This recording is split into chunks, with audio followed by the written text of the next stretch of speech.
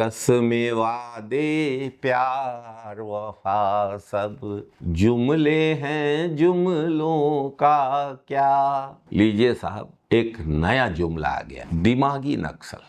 जब पुराने जुमले फेल हो रहे हैं तो महामानव ने एक नया जुमला तैयार किया है, दिमागी नक्सल। हथियारी नक्सल तो गए, लेकिन दिमागी नक्सल, ये दिमागी नक्सल मौके की तलाश में है। इन दिमागी नक्सलियों को पहचानना होगा, इन दिमागी नक्सलियों को आइसोलेट करना होगा। आजादी की वर्षगांठ पर लाल किले से प्रधानमंत्री के भाषण में नया शब्द। मोदी जी ने बताया कि हथियारबंद नक्सली तो खत्म हो गए हैं, लेकिन अब अगला मिशन दिमागी नक्सलियों से हिंदुस्तान को बचाना है। बरबस याद आता है जॉर्ज ऑरवेल का 1984 नामक उपन्यास। यह उपन्यास 60 के दशक में जॉर्ज ऑरवेल ने लिखा था और एक कल्पना की थी कि 1984 में दुनिया कैसी होगी। इस उपन्यास की केंद्रीय अवधारणा है थॉट क्राइम। सत्ताधारी पार्टी और उसके सुप्रीमो बिग ब्रदर के खिलाफ कोई भी नकारात्मक विचार, नकारात्मक भावना कोई रखे या उस पर संदेह भर किया जाए तो यह भी अपराध है, भले ही वह विचार व्यक्त न किया गया हो।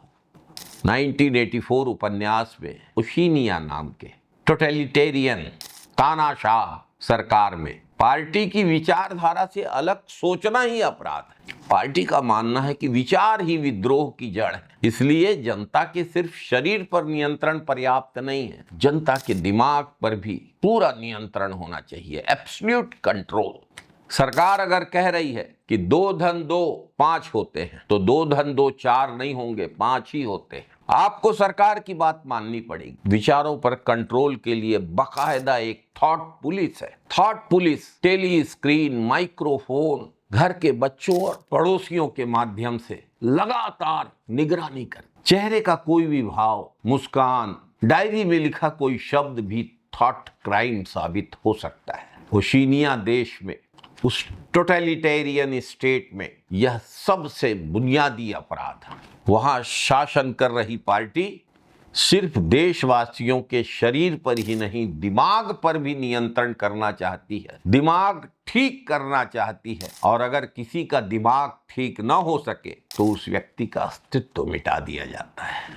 1984 उपन्यास के नायक और नायिका को थॉट क्राइम के लिए गिरफ्तार किया जाता है। वहां प्रेम अपराध है, अगर बिग ब्रदर के अलावा किसी से भी किया जाए तो प्रेम अपराध है। एक ही प्रेम की अनुमति है, big brothers. Ministry of love में हीरो को एक यातना गृह में ले जाया जाता है, जहां उसे गंभीर यातनाएं देकर उसकी इच्छा शक्ति तोड़ दी जाती है। अंततः नायक अपराध की पूरी जवाबदारी हीरोइन पर डालकर उसे मौत घर भिजवा देता है। खुद की जान बचाकर बिग ब्रदर से सच्चा प्यार करने लगता है। साथियों, 1984 उपन्यास में यह कहानी, जिसकी कल्पना 60 के दशक में की गई थी, लेकिन आज 21वीं सदी में वह विचार फिर से जन्म ले रहा है। साथियों, विचार कोई करे यह तो अपराध नहीं होता, भले ही 1984 उपन्यास में और उस टोटलिटेरियन स्टेट में वह अपराध था, लेकिन अगर वास्तव में सोचें तो विचार मूलतः एक विचार है। जेहन में किसी के कोई भी विचार आ सकता है, जो समय, काल, नैतिकता या नियमों के अनुरूप हो सकता है और नहीं भी। लेकिन विचारों को नापने का, विचारों को समझने का, दिमाग को पढ़ने का तो कोई जरिया है नहीं। विचारों के एक्सप्रेशन या इम्प्लीमेंटेशन, विचारों की अभिव्यक्ति या विचारों का कार्यान्वयन किस रूप में होता है, उसी से तो राज्य अपनी प्रतिक्रिया तय करता है, उसी से तो देश उसके बारे में फैसले लेता है। मसलन इस देश में खालिस्तान मांगा गया, नहीं मिला। कश्मीर के कुछ अलगाववादी आजादी मांगते हैं, नहीं दी गई। इन मांगों में हिंसा थी, धमक थी, इस देश की एकता, अखंडता को तोड़ने का भाव था। इसका दमन स्टेट को करना चाहिए था, स्टेट ने किया, वेल एंड गुड। लेकिन इसी देश में झारखंड, उत्तराखंड, तेलंगाना और हमारे छत्तीसगढ़ की मांग पूरी हुई। जो कुछ मिला आंदोलनों से मिला। भारत के संविधान के तहत इन राज्यों के हक और अधिकार के सम्मान से मिला। मांग सिख करें, मुस्लिम करें, वामपंथी करें, रामपंथी करें, हिंदू करें, वह उचित मांग हो या अनुचित मांग हो, बातचीत, विचार विमर्श, निगोशिएशन, एजिटेशन के दायरे में है तो अपराध नहीं है। यह तो लोकतंत्र का बुनियादी फलसफा है। याद रखिए, इस देश में संविधान बदलने, तिरंगे के अशुभ होने, महापुरुषों के चरित्र हनन को अपनी विचारधारा बनाने वाले संगठन को भी 100 साल तक एक्सप्रेशन की आजादी थी।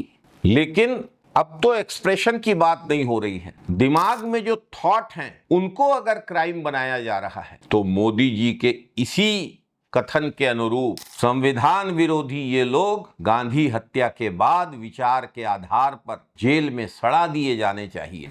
राष्ट्रकवि रामधारी सिंह दिनकर ने लिखा है इन्हीं मनुजभक्षियों के बारे में कि ये जो मनुजभक्षी हुंकार रहे हैं, गांधी का पीरुधिर जवाहर पर फुंकार रहे हैं, लेकिन इन राष्ट्र विरोधियों के साथ तो ऐसा कुछ नहीं किया गया। इनका संगठन फलता फूलता रहा।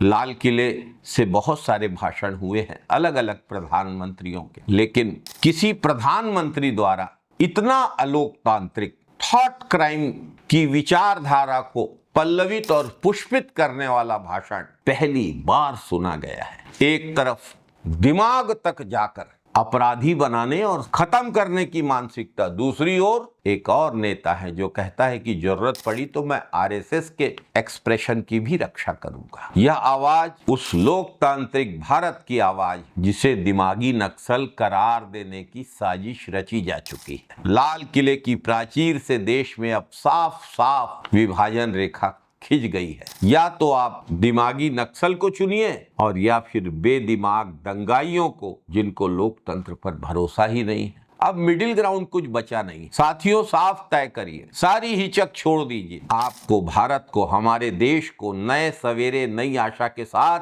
2084 की तरफ लेकर जाना है या जॉर्ज ऑरवेल के 1984 की तरफ। हम आगे बढ़ना चाहते हैं या पीछे लौटना चाहते हैं, हमको तय करना है। हमारा भारत निश्चित रूप से आगे बढ़ेगा। हम 2084 की तरफ जाएंगे, 1984 की तरफ नहीं।